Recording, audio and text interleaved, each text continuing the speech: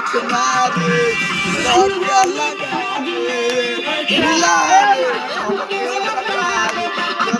पकावे के चिड़ी रंग डाले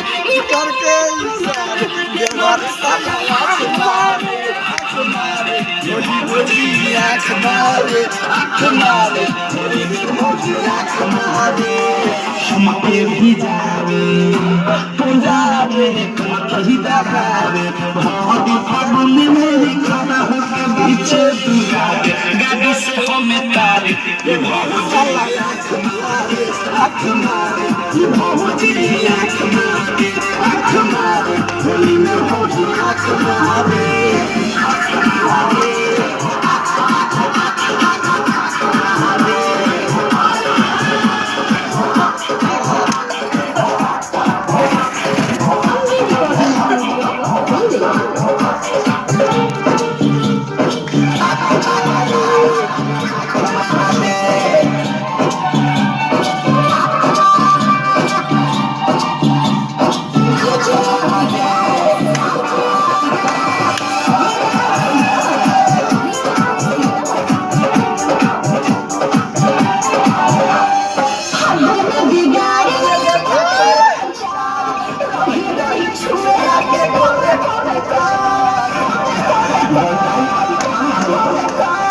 भाभी ताचा लपी के भागे भैया से सुना गाने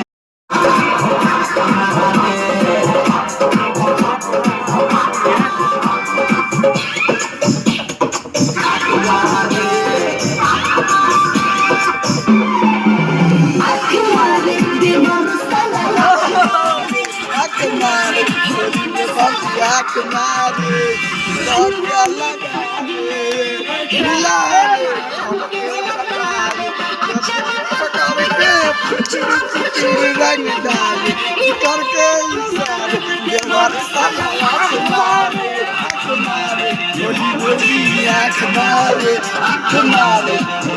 बोली आँख मारे हमके भी जावे पंजाबे कहीं दबावे भाभी फागुन में मेरी खाना होके पीछे तू जावे गाड़ी से हमें तारे ये बहुत साला आँख मारे ये बहुत